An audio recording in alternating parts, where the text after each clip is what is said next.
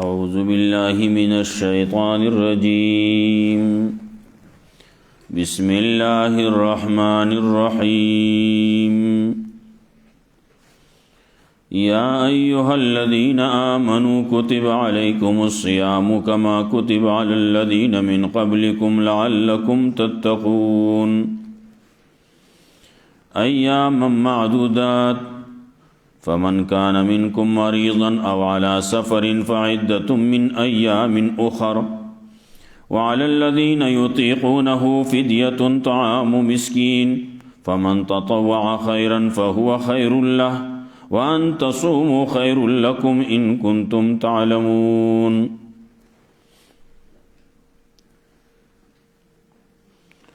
مخی آیتونو کی بیا دا غینا مخی منگوی دا سیاست مدن دا پارا سلور خبری ذکر کئی چی دا پا دے ملک کم ملکی نو آغا با کامیابی یو قصاصو دا ظالمنا یو تقسیم دا مالونو پا قانون شرعی باندے نو دا غی تذکرو شوا بعض خلق وصیت با کئی سوک با خو وصیت کئی او سوک با بد کئی دا خو وصیت والو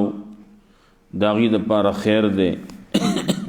کم چے بد وصیت کئی نزان گناہگاری بد وصیت کچا کرلے نو پاغی باندے جوندول عمل ندے پکار جوندی با پاغی باندے کا عمل کئی نو دا جوندی با گناہگاری گی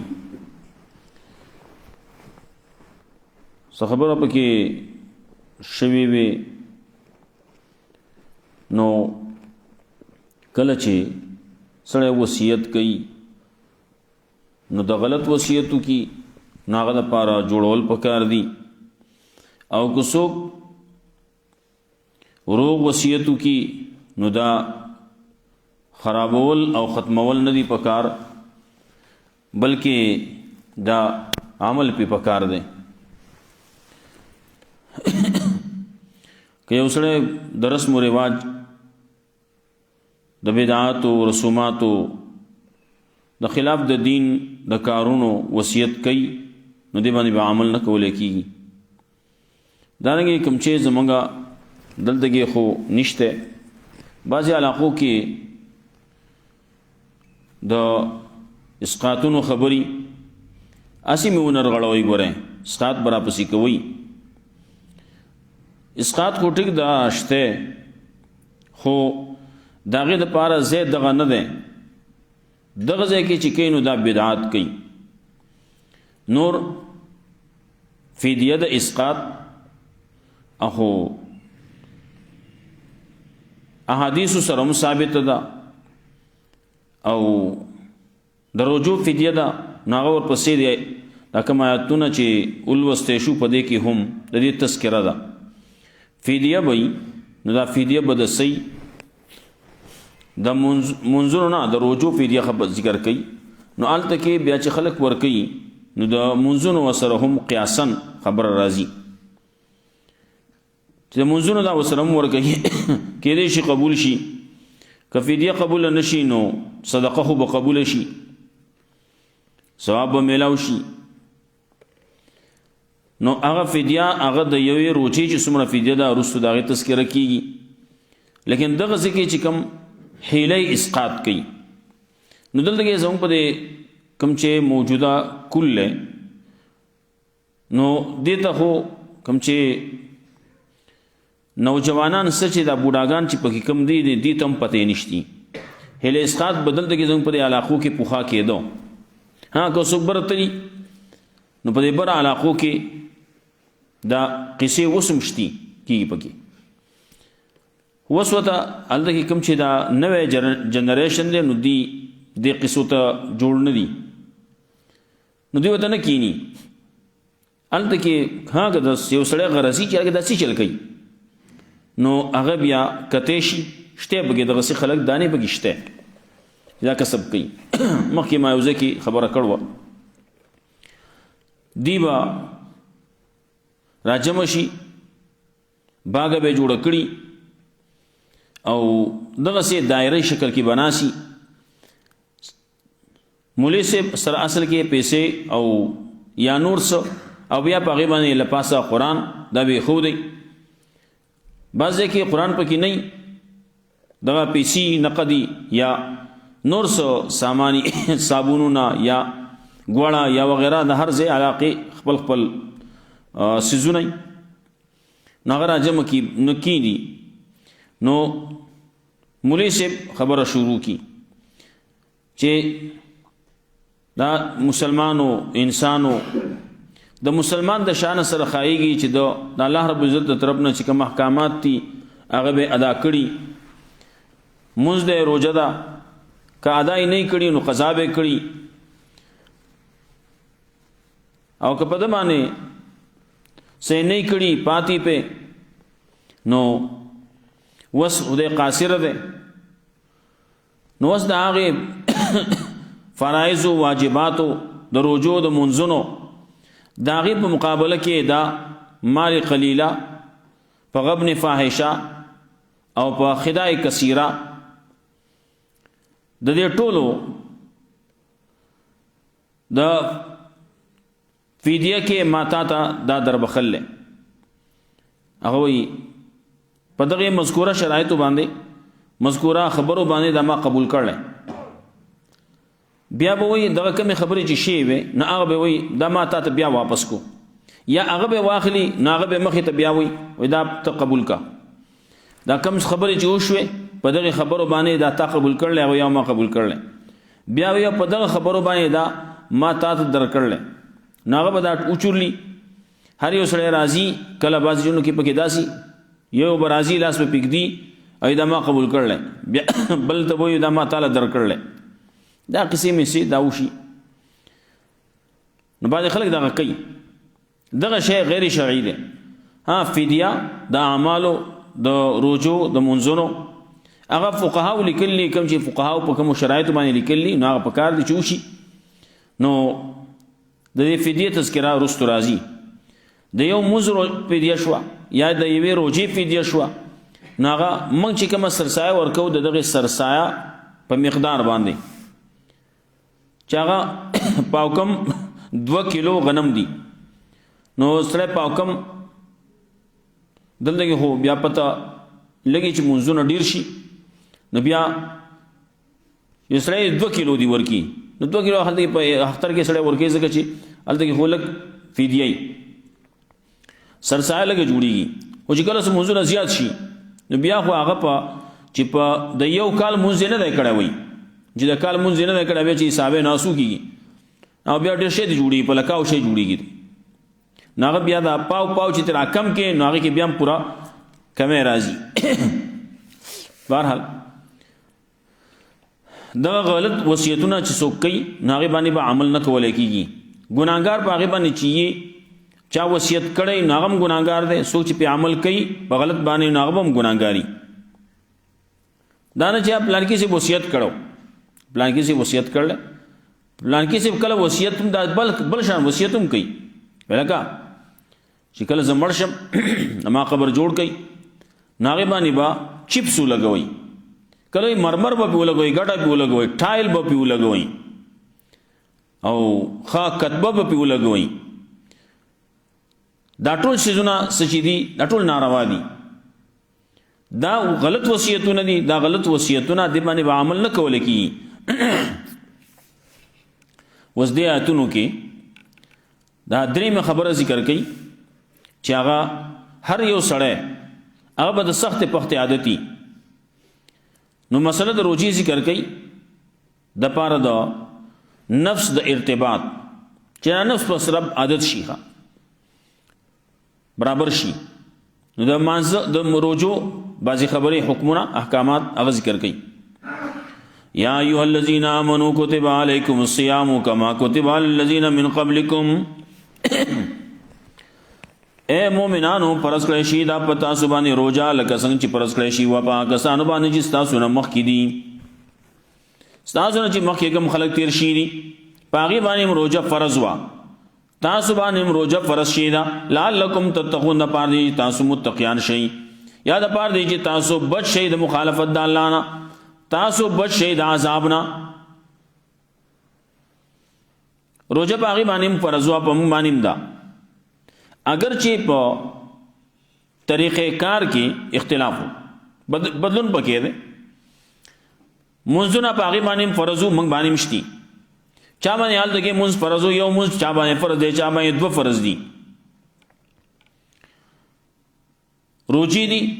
نو هغې باندې روجه دغسې د رمضان روجه نه و فرض، هغې باندې روجې فرض وې. په ټول کال کې هغې به روجې نه وې، نو هره میاشت کې هغې باندې روجې وې. دارنګې د عاشورې روجه وغیره دا بعضې روجې په هغې باندې وې. روجې طریقې کار دغه یو دی. هغه بیا د شپې بعضې خبرې دي رستو د آیتونو کې راځي. بیا د مخکینو خلکو یو وخت کې خبره داسې وه چې روجه به ماته کړه، څو پورې اوده شوی به نو نه به خوراڅکاک کولی شو، خو چې څنګه به اوده شو بس خبره خلاصه، بیا به خوراڅکاک نه کوي. دغه وخت نه به د اوده کېدو نه به د روجو شروع شوه. موږ ته به الله سہولت راکړه، ماښام یې ماته کا، بیا خوراڅکا پاسې کې اوده کېږي که څه کوې، خو چې کله سهار کېدو سره بس روجو بند دی، بیا به دې وخت نه روجو شروع وي، بیا به خوراڅکاک بني. نو د هغې تذکر هم راځي. ایام معدودات، دا روجې څومره دي؟ ټول کال به یې نه څو ورځې دي؟ ایام معدودات یو څو ورځې دي، پشمار څو ورځې دي؟ څومره دي؟ خلک خفه کېږي. روجه را روانه ده، روجه راشي شروع شي، وایي که یو دوه درې هلکه لاړه ووته او دومره په منډه باندې روانه ده چې څو ورځې دي؟ څو دي؟ یوه میاشت ده. ورپسې وایي رستو آیات کې شهر رمضان الذي انزل فيه القرآن وایي. نو دا یو څو ورځې دي، پرله پسې دي، یوه میاشت ده. میاشت کله هغه د یو کم دېرش وي او کله د پوره دېرش وي. فمن کان منکم مریضا او علی سفر، نو څوک چې و ستاسو نه مریض په دغه ورځو کې او علی سفر یا په حالت د سفر کې و، داسې مریض دی چې روجه ونه نیوه، داسې مسافر دی چې هغه دی وایي دا ما ته خو اجازت دی خورا، هغه سفر چې هغه شرعي سفري دا نه حدیث نزیز روان دی چته منګور ته ځم او دی روجه خوري، دا سفر نه دی مراد. هغه به چې کم از کم 48 میل د سفر کوي نو دته بیا اجازت ده. لیکن رستو الله وی کوی نسین وردا او نن سفر نن سبا چې کوم سفرې دي او ډېر سہولت دي، پخوا به په ځنګلونو کې بیابانونو کې دارنګې پیدل سفرې به وې، نور به هم سړي ته مخامخ و، نو په هغې کې مشکلات و. نو فمن کان منکم مریضا، نو څوک چې ستاسو نه مریض والا سفر یا په حالت د سفر کې، فعدة من ایام اخر، نو روجې نه دي نیولې نو په ده باندې شمارول دي د ورځو نورونه. څو ورځې روجه خوړله، مریض دی خیر دی خوړی شي، دا نه چې داسې لازم دی چې بس خورې به نه ماته به نه، نه بعضې خلک هم بیا زیاتی کوي، سړی ناجوړه شي نو هغوی نه زه روجه نه ماتوم، نه لږ وخت پاتې دی زه روجه ماتوم. خلک به څه وایي اما د ځان بخت کاری، نه شریعت اجازت درکړلی سب ته مریض یې چې مریض یې نو وخوره، روجه ماته کا. رسول الله صلی الله علیه وسلم په حالت د سفر کې بعضې کسانو نو چا روجې نیول وې چا نه وې نیولې، نو یو بل باندې تان مان نه و، لیکن یو وخت داسې راغی چې هغه کم روجهدار خلک و هغه پرېوته، ستړي شو، کهاله شو. هغه کم چې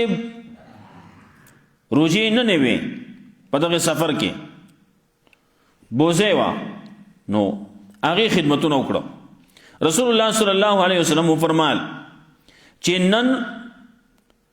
چا چې روزې نه دي نیولې نه هغې سبقت وکړو د روزهدارونه په نیکو کې په ثواب کې زیات شو زما خدمتونه یې وکړه که نه دا نورو خلکو خدمتونه یې وکړه نو دا کله چې سفر هغه د مشقتي نو بیا پکې روزه نه نیول بهتري رسول الله صلی الله علیه وسلم روان دی نو په لارې باندې روزې نه وې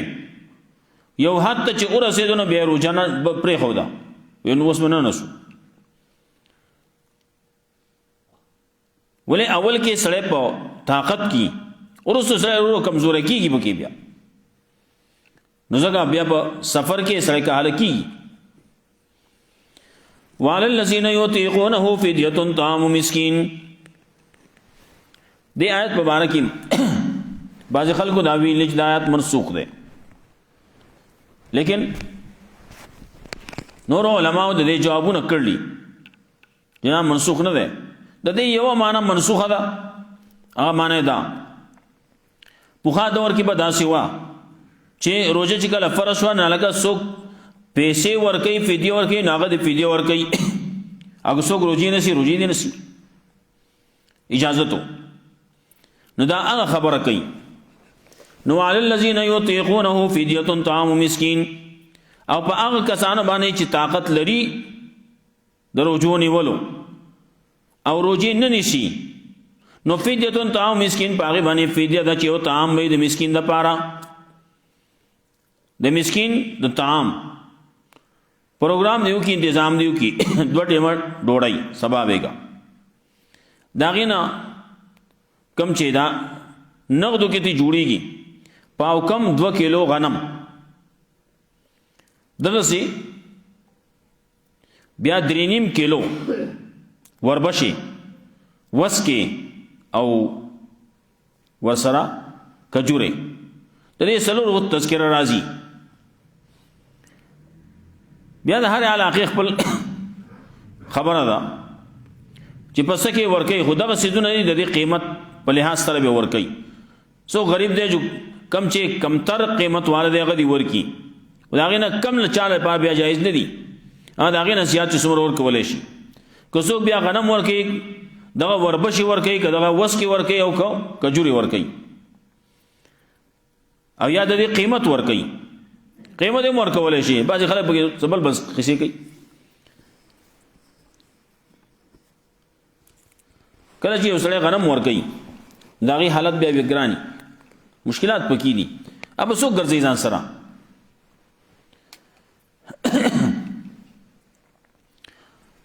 نو بیا هغه محتاج کېږي دې ته چې دا اوس خرڅي کړي چې خرڅوي نو بیا هغه ځان خرڅوي نو علی الذین یطیقونه فدیة طعام مسکین نیو معنی دا شوه چې هغه څوک چې طاقت لري د روزو نیولو او روزې نه نیسي نو نه نسی خیر دی هغه باندې فدیه ده د طعام د مسکین دغه پاوکم 2 کیلو غنم یا د هغې قیمت دی ورکي لږ مالدار دی جو هغه دی د کجورو هغه ورکي هغې نه ښه مالدار دی یو د وسکو هغه دی ورکي کم یو چې ورکولی شي څومره طاقت یې کېږي وی ګوړه زیاتول جو شربت خوږیږي وي او نه چې څومره زیات یې ورکوي جو ښه ده که نه ثواب به زیات کېږي نو په دې معنی باندې بیا ورپسې وایي فمن شهد منکم الشهر فلیصمه وایي څوک چې دې میاشت کې څوک حاضر شو ستاسو نه نو هغه دې دا میاشت پوره روزه کړي ټوله میاشت به روزه کوي نو دغه آیت باندې بیا دا آیت وی منسوخ دی لیکن نور علماء د دې او خبره کړله وعلى الذین یطیقونه کسان یطیقونه دی وی چې دې کې لا محذوف دی وی وعلى الذین لا یطیقونه کسان چې طاقت نه لري د روزو نیولو فدیة طعام مسکین هغه باندې فدیه دا طعام به د مسکین دپاره وی نو په دې باندې بیا منسوخ نه ده طاقت نه لري نو طاقت چې نه لري دا 2 قسمه خلک یو دای چې هغه شیخ پانی وته وي ډیر بوډا شوی دی د دې ډیر بوډاوالي د وجې نه هغه روزه نشي نیوی اوس روژه ټینګولی نه شي دومره کمزوره شوی دی نو دې ته شیخ فانی وایي نو دی فدیه ورکوي نو دی ورکولی شي او یو داسې دی چې هغه ځوانۍ کې دی ځوانۍ کې دی نو د دې بیا دوه قصې یوه قصه داسې چې دی عارضي طور باندې بیمار دی وس بیمار دی میاشت وروسته به ښه شي 2 میاشتې وروسته به ښه شي 3 به وروسته ښه شي 6 میاشتې پکې تېره شي کال به پکې تېر شي خیر بیا به ښه شي د ښه کېدو ته روان نو دی فدیه نه شي ورکولی دی فدیه نه ورکوي دی به روژې نیسي دویم پکې هغه سړی چې هغه ته هغه مریض وي چې ډاکټر ورته ووایي چې ته د مرګه پورې روژې نه شي نیوی بعضې مسلې دغسې نو دی په بوډاوالي کې دی د شیخ فانی په حکم کې دی نو دی به چې کوم دغه دایمي مرض دی د ده د جوړېدو اوس چانس نشتی الله یې ښه کوي جدا خبره ده لیکن ظاهري ډاکټر دا وایي چې دی نشي ښه کېدی دی به یې دغسې وایي نو تا ته د روژو اجازت نشتی نو دغه سړی دا بیا روژې نه نیسي دی بیا فدیه ورکولی شي لیکن چې کم یو سړی عارضي طور باندې بیمار شوی دی لږ وخت دپاره بیمار دی بیا به ښه شي نو دی به څو روژې ونیوې اوبه نسي څو یې ونه نیوې هغه بیا قضا به کوي نو علی الذین یطیقونه نو هغه کسان چې طاقت نه لري د روژو نیولو فدیة طعام مسکین هغه باندې فدیه ده د یوې ورځې طعام د مسکین بل علما بعضې دا وایي دا یطیقونه وایي دا لا پکې صورت نشته دیتا دا یطیقونه اطاق یطیقو اطاقتن دا د باب افعال له نو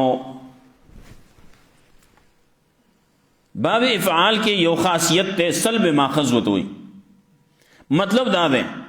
چې هغه کم چې د دې ماده دا هغه ماده د نه اغستې شوی دا مطلب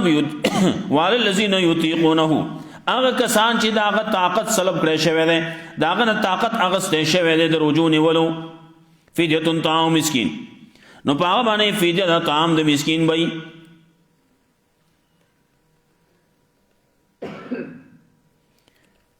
شاه ولی الله رحمت الله علیه یو خبره بله کوي هغه وایي د دې مطلب دغه لا پکې مه راوباسه دا پکې بله خبره کوي دا صدقه فطر ته اشاره کوي وعلی الذین یطیقونه هغه کسان چې طاقت لري د روژو او دا بیا د فدیې طاقت هم لري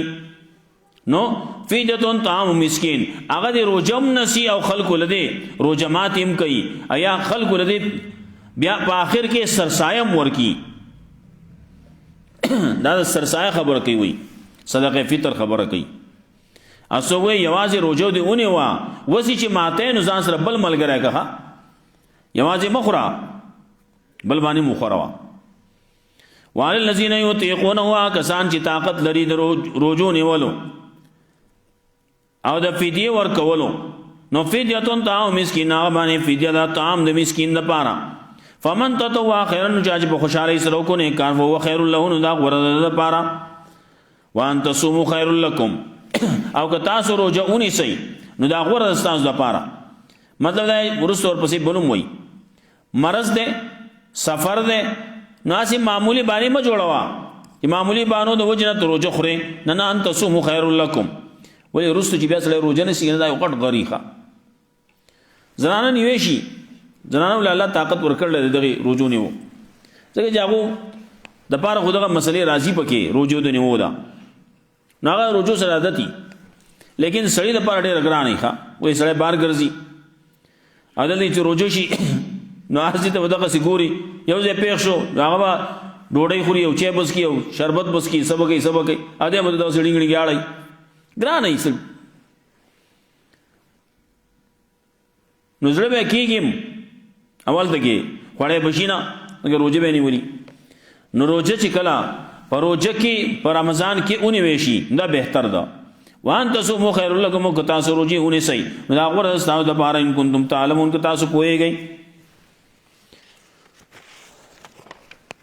دا بل پکې کېږي دغه ځای باندې پرېږدو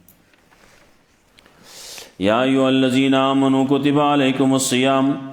اے مومنانو پرس کړی شي د په تاسو باندې روزه کما کتب علی الذین من قبلکم لکه څنګه چې پرس کړی شي و په هغه کسانو باندې چې تاسو نه مخکې دي لعلکم تتقون د پاره دي چې تاسو متقیان شئ پرهیزګاران شئ تاسو کې تقوا راشي تاسو بچ شئ د عذاب نه د مخالفت نه ایام معدودات دا روزي چې تاسو باندې پرس کړی شي نه دا دی یو څو ورځې پشمار یا روزي اونې سي ایام معدودات یو څو ورځې پشمار نو فمن کان منکم مریضا سو چیز تاسو نه مریض او علی سفرین یا په حالت د سفر کی حالت د سفر کی دی روزي اون نه وینو فائدۃ من ایام اخر نو پشمار ولې پاغه باندې د ورځو نور ورځو بیا شماري سور دی روزي خړلې یو ورځ خړل نو یو ورځ بروج نسی دوه ورځې خړلې دوه ورځې بنسی لسر دی خړلې نو لسر دی بنسی وعلى الذين يطيقونه فدية طعام مسكين او پاک کسان باندې چې طاقت نه لري د رجونه ولونو پاغه باندې فدیه طعام د مسکین د پاره فمن تطوع خيرا نسو چاج په خوشالي سره کو نیک کار وو خير له نو دا غره د پاره وان تصوموا خير لكم که تاسو رجیونه سینو دا غره د تاسو د پاره ان کنتم تعلمون که تاسو پوهیږئ الله رب عزت مولا قرآن و سنت باندې عمل وکړي